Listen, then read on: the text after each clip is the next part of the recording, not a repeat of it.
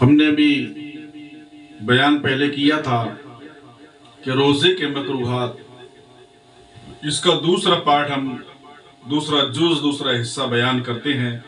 بہت خاص مسائل ہیں روزہ داروں کے لیے۔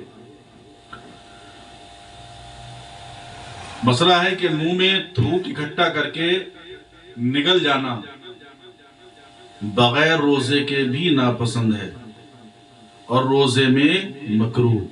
منہ میں لعاب یعنی تھوک اکٹھا کیا اور اس کو نگل گیا تو ویسے ہی ناپسند ہے، لیکن روزے میں مکروہ ہے۔ رمضان کے دنوں میں ایسا کام کرنا جائز نہیں جس سے ایسا ضعف آ جائے، یعنی ایسی کمزوری آ جائے کہ روزہ توڑنے کا ظن غالب ہو، یعنی اب مجھے روزہ توڑنا ہی پڑے گا۔ لہٰذا بتایا کہ نان بائی کو چاہیے، کھانا بنانے والوں کو، کہ دوپہر تک روٹی یعنی کھانا بنائیں، پھر باقی دن میں آرام کریں۔ یہی حکم معمار یعنی مستری اور مزدور اور جو لوگ محنت سے کام کرنے والوں کا ہے کہ زیادہ کمزوری کا اندیشہ ہو تو کام میں کمی کر دیں کہ روزے ادا کر سکیں۔ یہ ان کے لیے حکم ہے، کیونکہ رمضان شریف میں رزق بڑھا دیا جاتا ہے اور اللہ برکتوں کا نزول فرماتا ہے۔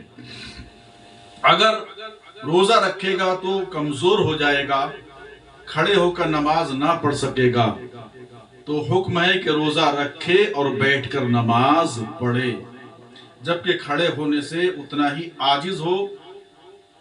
جو باب صلاۃ المریض میں پورا بیان یہ ہے، آپ اس کو سن لیجئے گا۔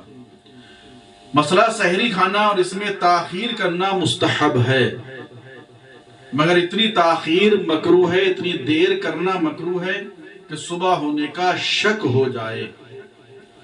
افطار میں جلدی کرنا مستحب ہے، مگر افطار اس وقت کرے کہ غروب کا غالب گمان ہو۔ جب تک گمان غالب نہ ہو افطار نہ کرے۔ اگرچہ مؤذن نے اذان کہہ دی اور ابر کے دنوں میں افطار میں جلدی نہ چاہیے۔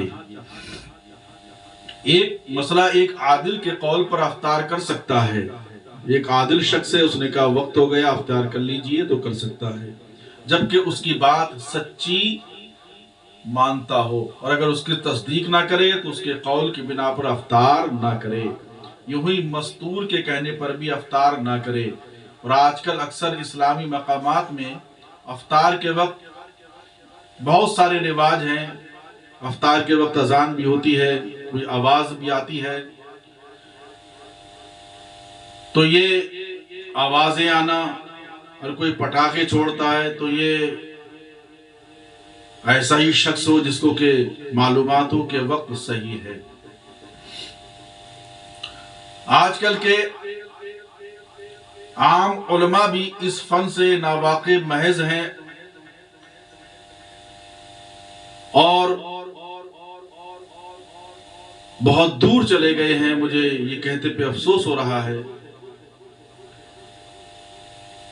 کہ وقت افطار لوگوں کو نہیں بتاتے، بلکہ اگر جہاں سحری کا وقت ختم ہوتا ہے وہاں پہ 2 لفظوں میں افطار کا وقت بھی بتا سکتے ہیں کہ آج اتنے بج کر اتنے منٹ پہ روزے کی افطار ہے۔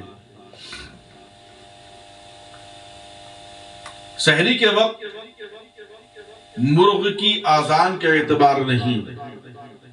کسی کے یہاں مرغہ وغیرہ ہے، اس نے آواز لگائی تو لوگ کہتے ہیں کہ اب سحری کا وقت ہو گیا، تو اس کا اعتبار نہیں۔ کہ اکثر دیکھا گیا ہے کہ صبح سے بہت پہلے اذان شروع کر دیتے ہیں، بلکہ جاڑے کے دنوں میں تو بعض مرغ 2 بجے سے اذان کہنا شروع کر دیتے ہیں، حالانکہ اس وقت صبح ہونے میں بہت وقت باقی رہتا ہے۔ یوں ہی بول چال سن کر اور روشنی دیکھ کر بولنے لگتے ہیں۔ صبح صادق کو رات کا مطلقاً 6 یا 7واں حصہ سمجھنا غلط ہے۔ رہا یہ کہ صبح کسی وقت ہوتی ہے، اسے ہم حصہ سوم باب الاوقات میں انشاءاللہ بیان ضرور کریں گے۔ یہ جو ہم نے مسائل بتائے یہ الحمدللہ بہار شریعت کے اندر بھی موجود ہیں، آپ ان کا مطالعہ کیجئے۔ احادیثوں کے حوالے ہم نے آپ کے سامنے پیش کیے، ایک ایک مسئلہ ہم نے آپ کے سامنے پیش کر دیا ہے، اس پہ عمل کرنے کی ضرورت ہے، دوسروں تک بتانے کی ضرورت ہے۔ رب قدیر ہمیں اور آپ کو اس پہ عمل کرنے کی توفیق عطا فرمائے۔